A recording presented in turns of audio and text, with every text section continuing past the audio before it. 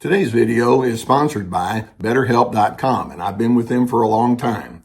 BetterHelp is an online platform where we found that you can effectively communicate with your therapist. Now, you begin by filling out a questionnaire, and then you'll be matched with a therapist within a couple of days. And if that match isn't ideal for you, you can certainly make an adjustment there. Now, you're going to be encouraged to journal, and also they have the availability for group therapy on a wide array of topics, and I really like that. So as the need exists, go ahead and take the necessary steps to get the help that you need. And just know that BetterHelp has a 4.5 rating on Trustpilot, so it indeed is a platform you can trust. There's a link below the video that will take you there.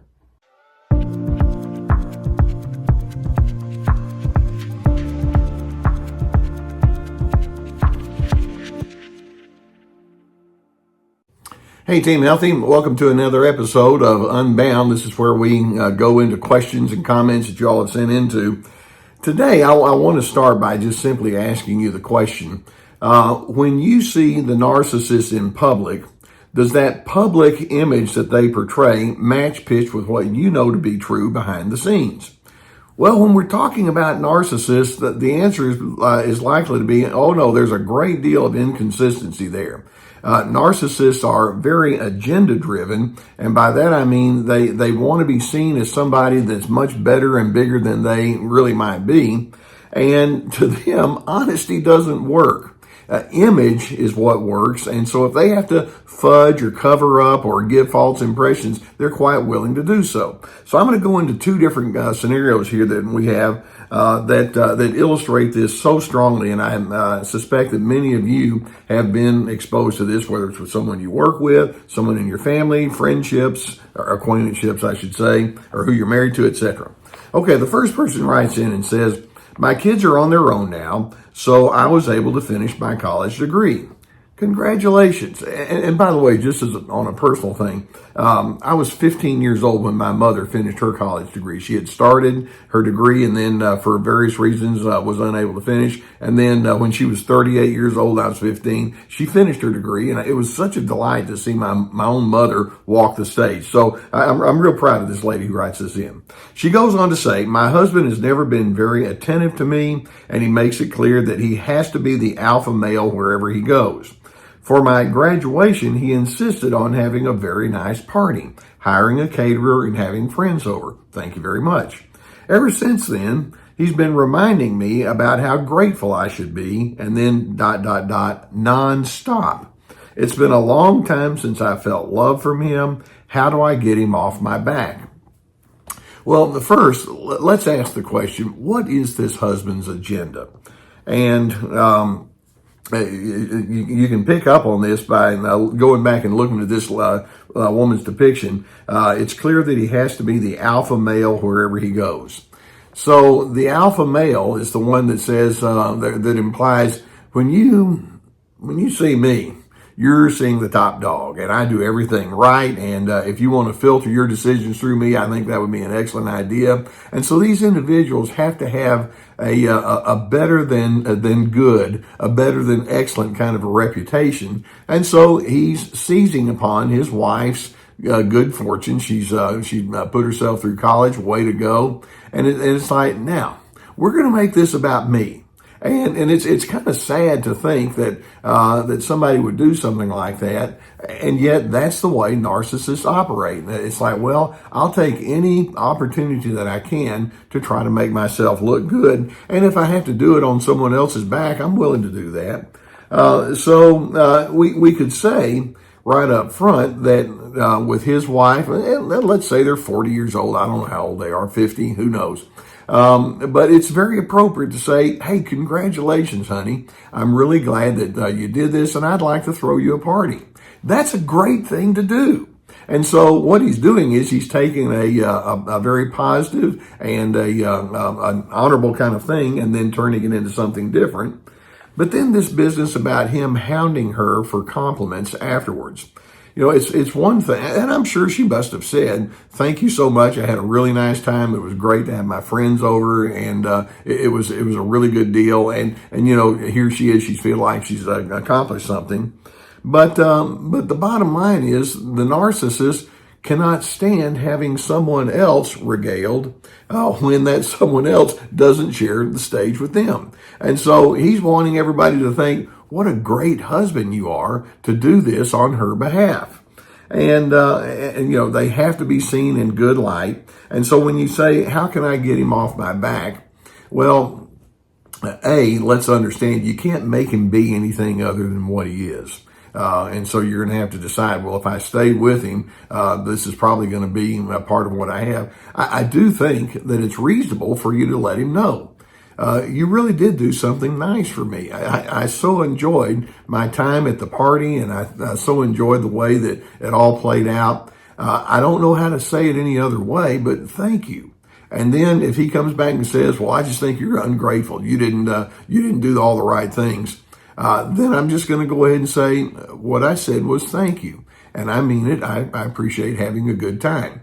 And then if he just keeps on going, wasn't that great when I did this, or that extra food, or that cake that you like, or that great story that I told her, whatever it is he wants to do to bring it back onto him, at some point you just simply go gray rock.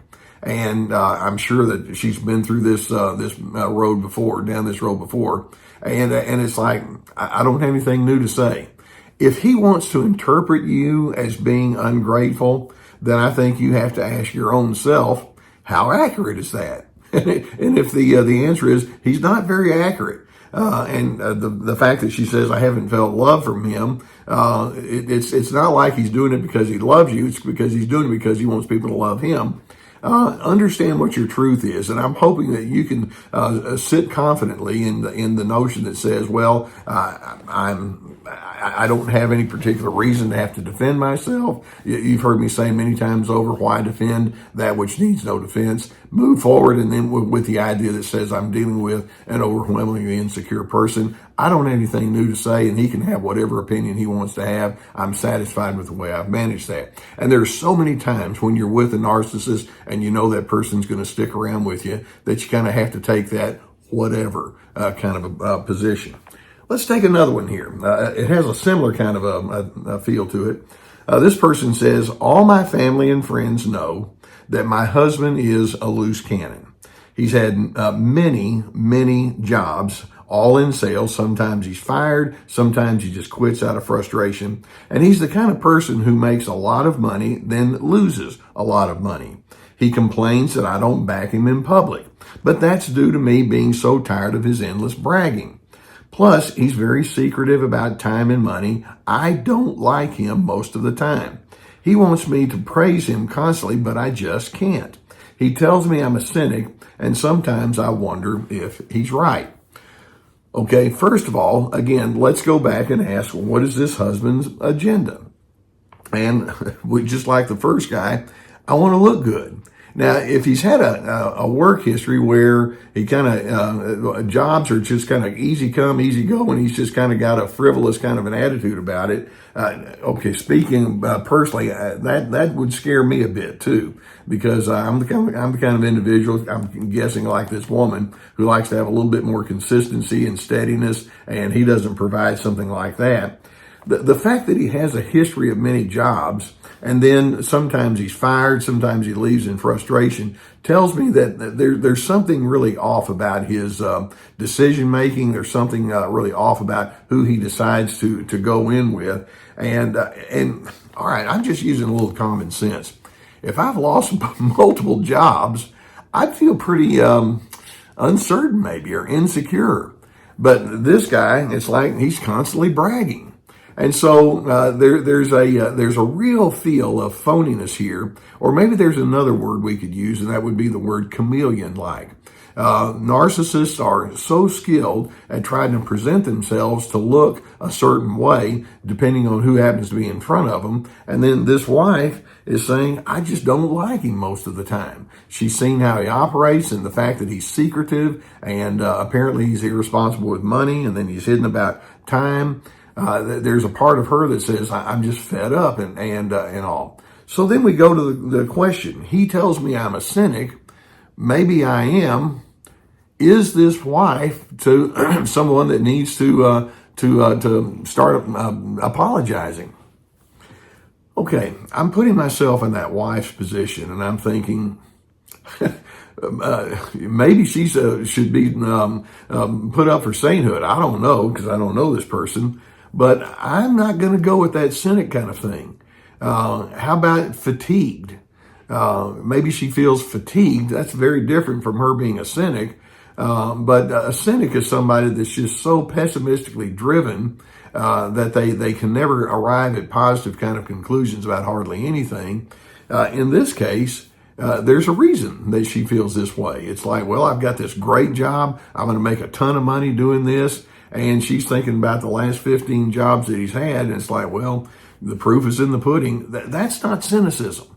That's emotional fatigue. And so many times people who are connected with that narcissist experience what we refer to as compassion fatigue. I'm trying to be kind and helpful, but it wears me out because it's never reciprocated, or it doesn't really show good results. And so I'm gonna pull way back on this thing about her just being a cynic. Frankly, narcissists, whenever they have their own difficulties, they do one thing, and you know what it is. They look for someone to blame. And so if she's over here thinking, well, I'm not quite as excited as he wants me to be with his 18th job that he's had since I've been married to him, he's thinking, yeah, that's because you have a bad attitude. And he's overlooking one thing, and that is, well, take a look at your track record, buddy. And they don't have that kind of insight. They don't have that kind of awareness. Narcissists are so externally driven. Look at who I am. I want you to see how nice I am. I want you to see how terrific of an individual I am, that they fail to take stock of their interior character and integrity and consistency and reliability and responsibility. It's like, all I know is I make good money, or all I know is I gave you a good party, or all I know is, I'm out there just, swimming with alligators, and you don't appreciate that. Hold firmly to who you are when you realize, well, there's a whole lot more going on behind the scenes. Maybe the general public doesn't know it or see it, although in this second case, I strongly suspect a lot of folks do, probably in the first one too. And stay firm in your own way of looking at things, your own perspectives. And when the narcissist comes along and says, well, I just don't think you're doing this right, you know what? Consider the source, move on, and then calibrate how much time and effort you need to give to them in your future, and then trust in your own self. Don't let them establish who you think you're supposed to be.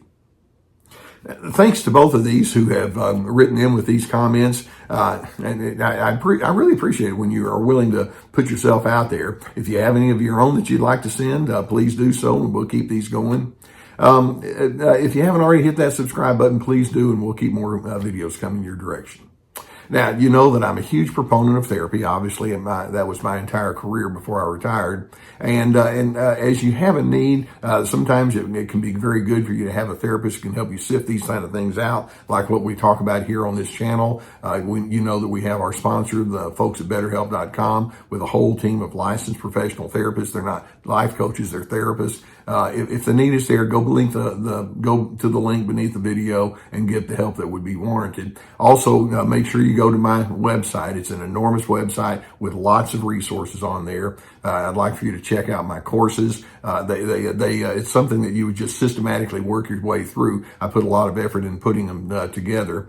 We have a course called Anger Games, about managing anger properly. This is me, about having your boundaries free to be, finding yourself despite their willingness or efforts to control you. Ready, Set, Connect, about healthy connections. I also have a tab on there that says webinars. Those are 90-minute PowerPoint presentations you can check into, plus hundreds of articles in my book, so lots of resources. So keep in mind that whenever you see the narcissist, or you want to call out the narcissist for what they are, the honesty is not something that's a strong suit for them. And so they're not going to honestly examine themselves. They're going to sidestep it and put the responsibility on someone else, blame and all. And so know that that's the agenda going in, and then learn to trust in yourself. And I hope that even when the narcissist says, well, I don't think you're doing it right, you're doing it right. Just know that your integrity and your decency matters despite their inability to see it.